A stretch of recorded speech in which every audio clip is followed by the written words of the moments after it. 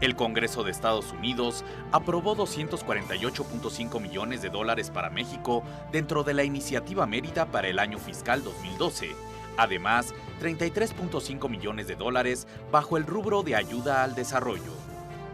La ONU estima que entre 149 y 272 millones de personas de todo el mundo de la población entre 15 y 64 años de edad consumieron sustancias ilícitas como mínimo una vez en el año. En México creo que está bastante claro las fuentes de molestia que tenemos con relación a los Estados Unidos en este contexto de las drogas y del crimen organizado. Hay mucha molestia en el país en que no hagan lo suficiente o prácticamente nada en el asunto de las armas, amparados ahí por la segunda enmienda de la Constitución de los Estados Unidos. Literalmente no hay quien toque ese asunto, porque además es un terreno peligrosísimo desde el punto de vista político para cualquiera que quiera atentar contra la Asociación Nacional del Rifle y algunas otras, que son lobbies muy poderosos.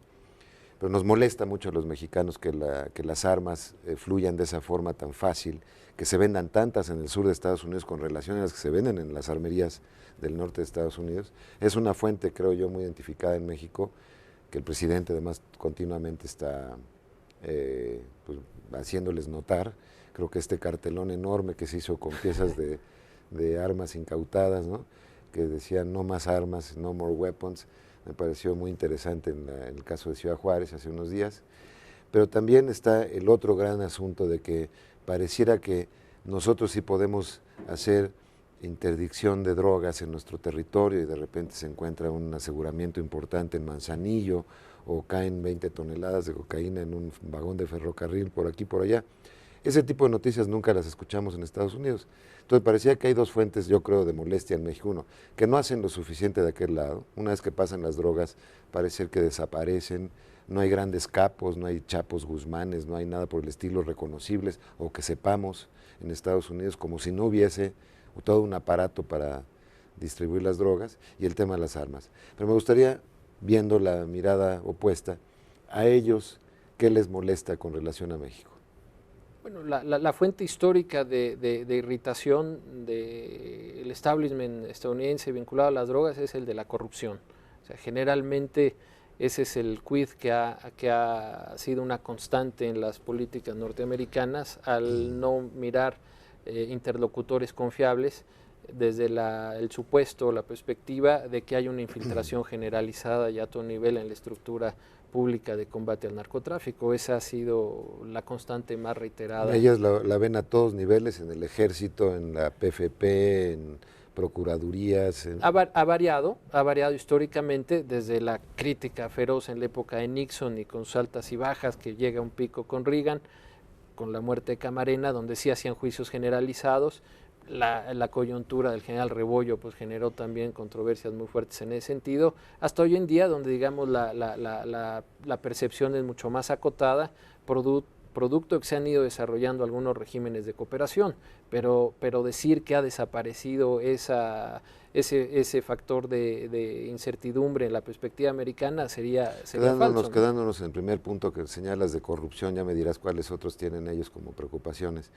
En este de la corrupción, ¿tú dirías que esa percepción de corrupción en México es un impedimento importante para el compartir inteligencia? No, sí, sin duda. Yo creo que el factor corrupción ergo desconfianza es un obstáculo muy severo para poder escalar políticas integrales de combate eficaz al narcotráfico en la relación bilateral. Y sería, me parece, insuficiente o miope de nuestra parte no reconocer un problema doméstico que sí tenemos. Sí es cierto que no es patrimonio exclusivo de México, eso me parece que es incontrovertible, pero sí tenemos un problema serio que es muy difícil de enfrentar cuando uno encara fenómenos o problemas que mueven tantos millones de dólares en derredor del mismo, ¿no? Sin duda que es un... Entonces el primer punto es la corrupción y todo lo que ello desencadena en cuanto a falta de cooperación, falta de confianza, quizá hasta cuando dan algunos centavos a México o algunos materiales, sienten que eso puede llegar a ser producto de la corrupción en México. Esa ha sido la constante, sin duda. Cuando uno revisa la evolución de esto, reitero, en el último medio siglo, esa ha sido una constante histórica. Ha habido matices, pero esa siempre ha estado presente, en mayor o menor medida. Y después de la corrupción, ¿qué otros puntos de irritación habría en Estados Unidos? A veces asociada a la ineficiencia, por ejemplo, ¿no? A la ineficiencia operativa, a la ineficacia operativa. Esa suele ser una crítica que se hace con mayor o menor énfasis.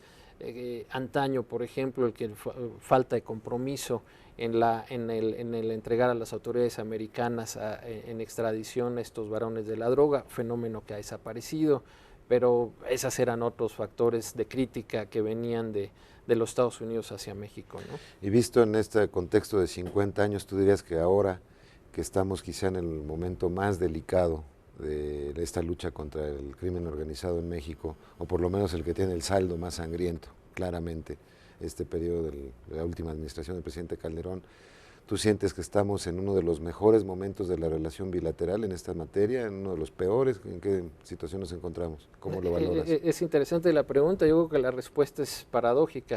Es decir, ciertamente la opinión personal que se refleja en el estudio básicamente académico en este libro es que, reconociendo que la coyuntura es muy grave desde el punto de vista sustantivo, desde el punto de vista de política bilateral, efectivamente es una de las mejores etapas de cooperación. Estamos llegando a un ciclo, al pináculo del ciclo de cooperación en efecto. El reto que tenemos por delante es cómo le hacemos para extenderlo y que no se nos revierta al ciclo de conflicto, pero respondiendo específicamente este planteamiento, sí hemos llegado, me parece, a una de las mejores etapas de cooperación, pero una cooperación que está sustentada cuando menos en 3 factores. Es en que la iniciativa, la ofensiva, pues, y el riesgo incluso, la ha tomado el gobierno del presidente Calderón.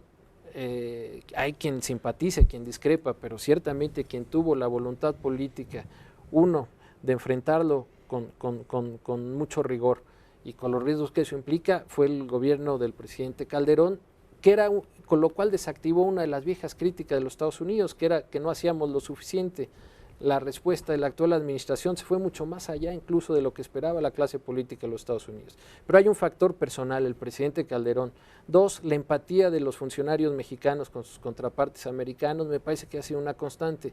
A partir de una voluntad política, de una prioridad política de combatir el crimen, eso ha implicado que haya una mayor empatía entre los funcionarios de alto nivel, entre ambas partes. Pero me parece que un reto que sigue faltante acá es la construcción de políticas sistémicas que, independientemente del individuo, permita administrar el conflicto en el largo plazo. En una analogía o en un fenómeno similar a lo que ocurre en el ámbito económico comercial.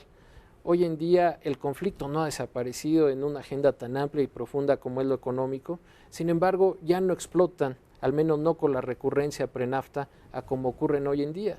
El TLC ha generado una familia institucional tan vasta, tan amplia y tan profunda, que hoy en día, aunque sigue habiendo el conflicto y muchísimos y con gran cantidad de recursos involucrados, no explotan y no son unos disruptores en la relación. No, me queda claro que ninguno de los dos países tiene interés en que la relación no marche bien, porque hay muchísimo que está en juego. Pero ¿qué pasa si desaparecen esos individuos que hoy han hecho que esa relación sea cooperativa y no se generan estructuras para extenderla a lo largo del tiempo? ¿Y qué tal si el día de mañana llegan funcionarios de ambos lados donde no se genere necesariamente esa empatía personal?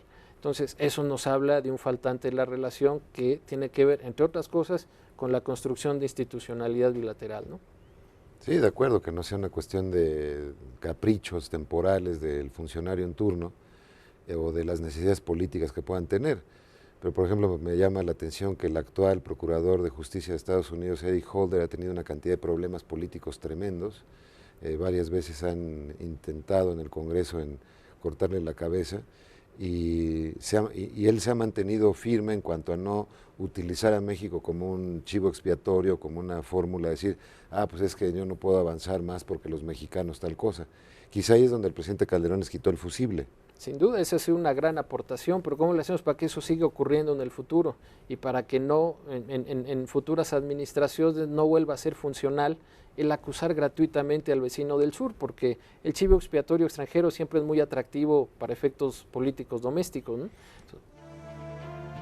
La labor de la Oficina de la ONU contra la Droga y el Delito se centrará en 3 temas: el Estado de Derecho, el análisis de políticas y tendencias y la prevención, el tratamiento y la reinserción, así como el desarrollo alternativo.